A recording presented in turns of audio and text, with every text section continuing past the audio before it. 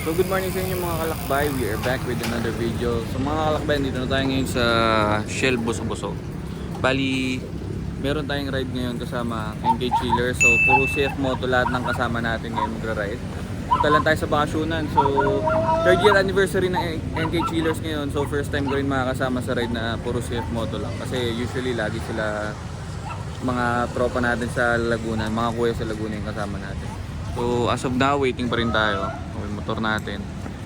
O makakita rin tayo ng iba't ibang build ng NK400. Tapos mamaya kuha tayo ng mga insights nila regarding sa kung anong long term review nila sa China bike na to, sa CF Moto. So mga kalakbay, wait lang tayo dito. Almusal muna, let's go.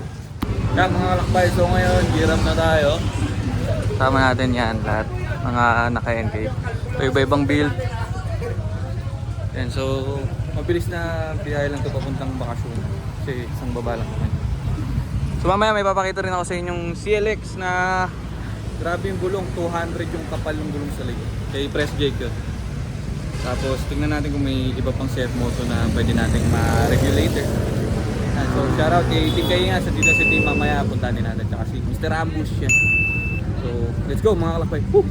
Family, may protect us Lord as we travel to our event place and go back to our Sa mga kalakbay, nandito na tayo ngayon sa bakasyonan. First time ko makarating dito. So yan, kita nyo lahat ng NK na nandito. So grabe, wala naman din masyado nagra-ride ngayon. Dito tayo sa taas para makita nyo yung view. Puro NK yan, puro CF Moto.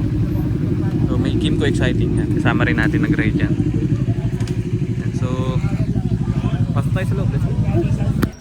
Yeah, so mga kalakbay, brief walk around lang tayo dito sa mga NK units natin na nandito. So si Bro Mr. Ambush nagre-review siya nung CLX 700 ni Press Jake. So ayan, so CF Moto, China bike siya pero grabe ang iba-ibang mods yung mga pwede nyong ilagay dito.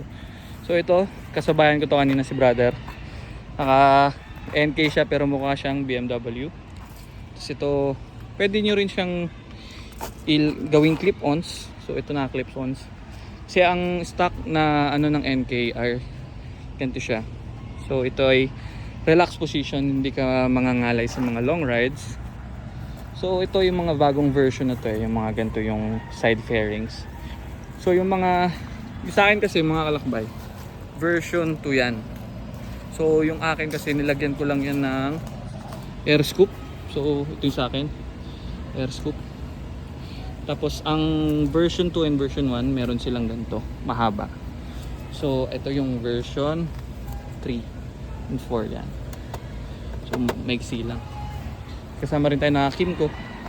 And so pauwi na rin sila. Brother, ma'am, ride safe. And so ang kulay talaga ni CF Moto is kulay blue, kaya makikita nyo yung iba dito. Nag-repaint na lang din. Yung iba nilagyan ng carbon. Crash guard, maganda. Tsaka, isa kasi sa maganda sa CF Moto, madali siyang i-customize. Pwede nyo siyang lagyan ng box. Tapos, hindi mawawala yung pagkapogi ng bike. So ito yan, naka-box yan. NK400. So, pwede nyo rin siya lagyan ng ganito. So para sa hangin. Yung ito, tulad nito, meron siyang winglet. Yan. Ito naka-wrap. Yan, so itong NK na to kay Diego Magnus D. So kahawig siya no sa atin. Yung color scheme niya almost the same nung sa atin. So meron siyang emblem na ganyan. So si Brother Team nandun, yung kanya. So before si Brother Team meron siyang ganyan, yung top box. Tinanggal niya na rin. So maraming upcoming brands ang CF Moto ngayon na lalabas. Meron na rin silang NK800. So hopefully matulungan tayo ni Press Jake na makapag-review ng other unit ng CF Moto. So manifesting na MT800 ma-review natin yan. Or NK450, NK800 yan. So kahit ano. Yan, so mga kalakbay, pasok naman tayo sa bakasyonan ngayon. Lapitan din natin ngayon si Brother Mr. Ambush kung ano yung masasabi niya sa ride ng CLX. Yan, so let's go. So mga kalakbay, kasama natin ngayon si Mr. Ambush. So gamit niya yung CLX Sport ni Press Jake. So brother, kamusta naman yung ride nitong CLX kanina sa Marilaki? Siyempre, first time ko although gumagamit na ako ng bike, pero hindi pa talaga ako totally nakakapag-bike review. Itong 700 CLX sa CF Moto, hindi siya pwede sa mga newbie rider kasi iba yung torque power nito, lalo-lalo na kapag naka full exhaust ka na, katulad na nakakabit dito is SC Project. Yan, SC Project. So hindi biro talaga kasi primera pa lang, itatapong ka na nito.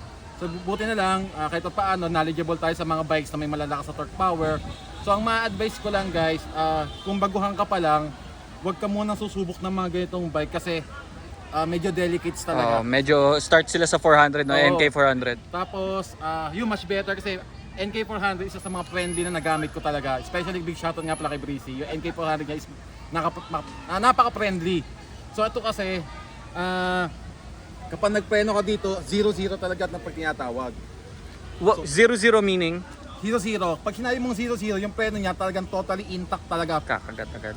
So ito, hindi ko lang nakalimutan ko lang yung sinabi sa akin ni Sir Jake kung ano yung pinakabit niya dito. Kaya hindi ako gaanong nagwiwigil. Yep. And kung mapapansin nyo guys, so malaki na yung gulong niya sa likod. 200. So, kasi kung standard na gulong yung nakakabit dito para sa akin, kasi gatong kalakas yung motor, naka SC Project na exhaust, kalimitan dito high slide, tatapong ka. Buti na lang talaga, kumbaga malaki na yung gulong niya, so mabigat na yung motor. Pero kahit na, ang lakas talaga ng torque power ng CLX 700. Yun o. So yan, thank you kay Mr. Ambush. Hingi pa tayo ng insights mamaya sa loob. Yan, so thank you bro. Yan mga kalakbay, so dito sa taas ng bakasyonan, magaganda yung view niya. So may iba-iba rin na attraction. So overlooking the Laguna Lake din siya. Ayan. So yun yung windmills oh, kung nakikita nyo, dito banda. So yung mga kasama natin sa NK Chiller, andun sila sa baba. Bali, tapos naman na yung paraffol. So nanalo pa tayo kanina ng side mirror. So pwede natin siya ilagay sa Bergman natin. So shorty side mirror lang. Yan. So baba naman tayo ngayon mga kalakbay. Yan, sa mga kalakbay, dito na tayo ngayon sa baba ng bakasyonan. Bali, kakain muna tayo tapos may mga raffle tayo mamaya dito sa baba. So yan, start na. So maganda din sa bakasyonan kasi kapag gusto nyo mag team building, pwede kayo dito. Tapos may mga rooms na for rent. So ito yung pinakababang part. Maganda din sa taas. May mga pool din. And so mamaya lapitan natin sila Press Jake. Tanong natin yung background nitong NK Chillers. Tapos sila team yan, mga kasama natin dati. Yan, kain muna, let's go. Ayan mga kalakbay, so ngayon may raffle tayo dito sa anniversary ng Chiller. So merong SEC helmet sa mga shirt. Meron ding CF Moto na jacket. Ayan.